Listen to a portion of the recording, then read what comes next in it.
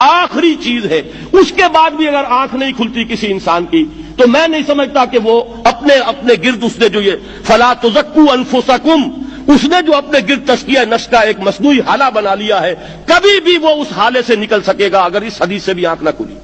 اور وہ حدیث کیا ہے؟ مولانا اشرف علی تھانوی نے اس کو اپنے جو خطبات جمعہ ہیں ان میں نقل کیا ہے، بیہقی کی روایت ہے۔ اوحى اللہ عز وجل الى جبرائیل علیہ الصلوۃ والسلام ان اقلب مدینۃ کذا وکذا باہلھا، اللہ نے حکم دیا حضرت جبرائیل کو فلاں فلاں بستیوں کو الٹ دو اس کے رہنے والوں سمیت۔ قال فقال، حضور نے فرمایا، اس پر حضرت جبرائیل نے عرض کیا بارگاہ خدابندی میں، ان فیہا عبدک فلانا لم یعصک طرفۃ عین، پروردگار اس بستی کو الٹ دوں،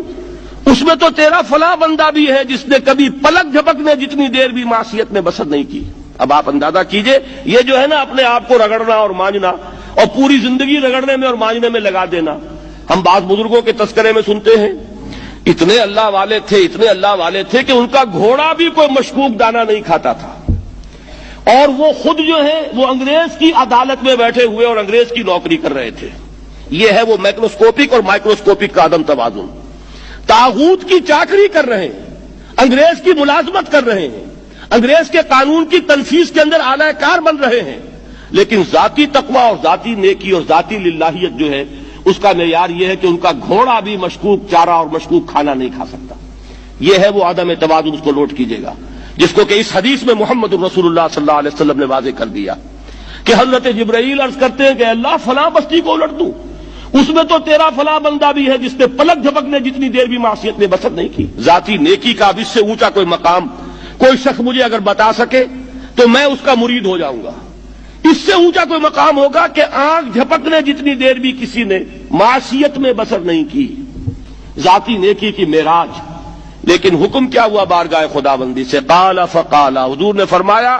اللہ تعالیٰ نے حکم لیا جبرائیل کو، اقلب علیہ وعلیہ، الٹو اس بستی کو، پہلے اس بدبخت پر پھر دوسروں پر۔ کیوں؟ فإن وجهه لم يتمعر في ساعة قط، اس لیے کہ اس کا چہرہ کبھی میری غیرت میں سرخ نہیں ہوا، اس چہرے کا رنگ نہیں بدلا۔ بے غیرت انسان، بدیاں پھیلتی رہیں، میرے دین کو روندا جاتا رہا، میری شریعت کی دھجیاں بگڑتی رہیں، عوامر کا مذاق اڑایا جاتا رہا، نواہی کے لیے دنیا کے اندر جن چیزوں سے میں نے روکا اس کے لیے فلسفے تراشے گئے،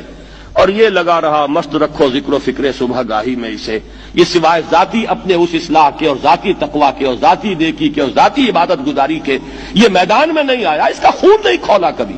اس کے چہرے کا رنگ متغیر نہیں ہوا، لہذا یہ دوہرا مجرم ہے۔ یہ ہے وہ تصور جو یہاں پر نوٹ کیجئے۔ ہاں، اس کے یہ معنی بھی نہیں ہے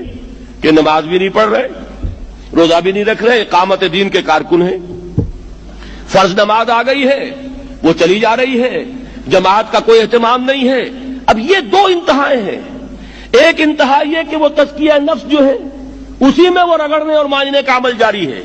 ایک یہ کہ اس کا سرے سے کوئی تعلق ہی نہیں، اپنی ذات سے بحث ہی نہیں۔ وہ کیفیت وہ ہو گئی ہے جو یہود کی آئی ہے قرآن مجید میں کہ تامرون الناس بالبر وتنسون انفسکم وانتم تتلون الکتاب، کیا تم لوگوں کو نیکی کا حکم دیتے اور اپنے آپ کو بھول جاتے ہو؟ یہ دوسری انتہا ہے۔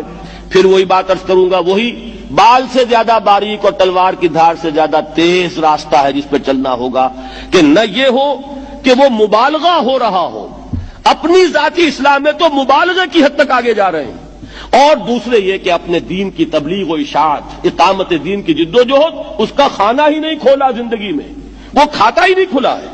یہ ایک انتہا ہے۔ دوسری انتہا یہ ہے کہ انسان یہ سمجھے اپنے آپ کو کہ میں تو مجاہد فی سبیل اللہ اور دین کا کارکن اور دین کا میں